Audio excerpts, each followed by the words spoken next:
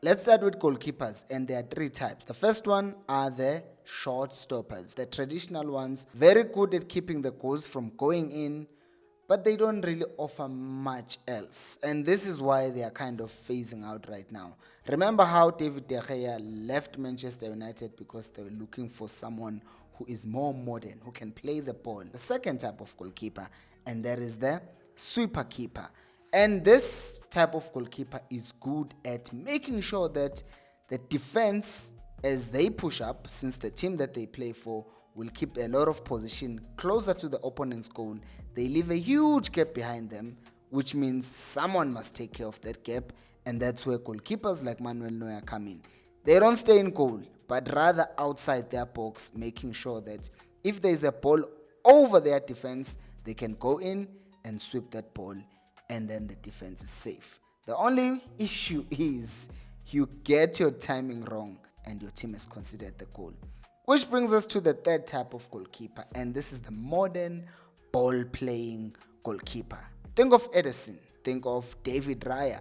Those guys are very good at helping their teammates build from the back. But at the same time, with one pass, they can split the defensive team and then reach their striker. And all of a sudden, their team has moved from their build-up phase to their final third, and then they score goals. Some of these goalkeepers like Andre Onana and Edison himself have been criticized of being more of ball players than goalkeepers. In fact, it's one of the reasons why Edison left Manchester City. The fullbacks, these are the wide players in a team that plays 4 defenders, and there are 3 types. The first one is the traditional fullback, and what they are good at is stopping attackers from crossing the ball or cutting in to score.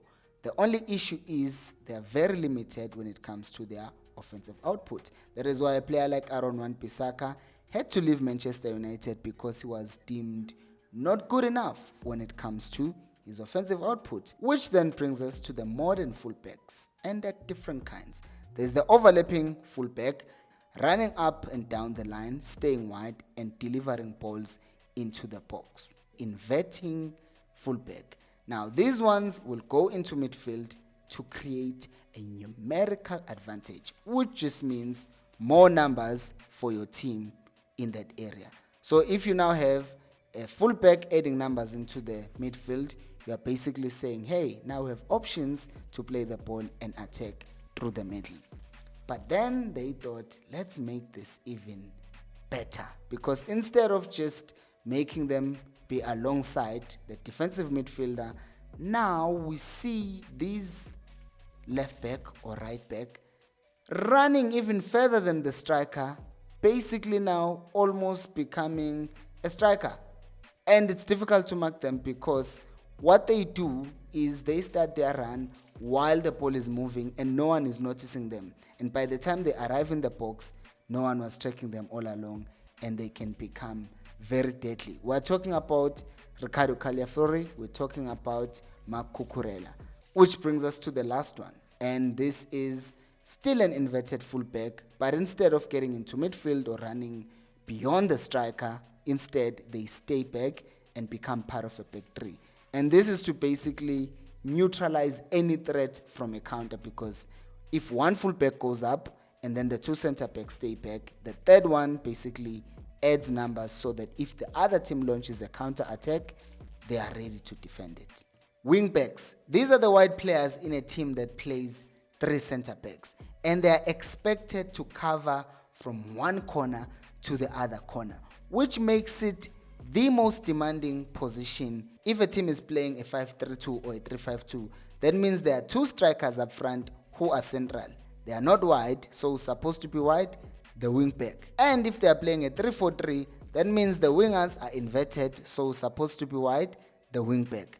But if the team loses the ball and they are now defending, guess what? They have to track all the way back to make sure that they help the team defend. Center backs, and in a team that plays a back 4, you will find 2 types. The first one is the no-nonsense type of a defender, prioritizing clearing their lines, winning their duels with the striker, and occasionally talking some smack. We're talking about defenders like Pepe and James Tarkowski of Everton. We also have the other more modern centre backs. And here we're talking about the Virgil van Dijks. Those will be able to play the ball from the back, who will be able to dribble a striker here and there and launch attacks from deep within their half. In a team that plays 3 centre backs, the roles of the wide centre backs are usually similar, but there are some very interesting differences that are there. So let's start with the similarities. The first similarity is their main job is to cover their wing backs. Since the wing backs are expected to go up and cause some threat offensively, it is up to the right and the left centre back to make sure that they cover that. But this is where it gets interesting, because in some cases you'll find some teams allowing one of the centre backs to push into midfield, basically adding numbers. This was actually popularized in 2019-2020 season by Jack O'Connell, making those late runs into the box and even scoring some goals. But it also guides against teams that plays false nines, because when a false nine drops into midfield, one of the wide centre backs can drop with them and the other 2 will remain assured because they know that there's still 2 of them. So having 3 defenders is also helpful when you are playing in matches like that. But the central centre back is the one who's the organizer, is the one who usually stays and does not have complicated roles of having to go forward. He's rather the one who makes sure that everyone is in place. But in some cases, since there's 3 of them, he's the one who will make a run ahead of everyone else.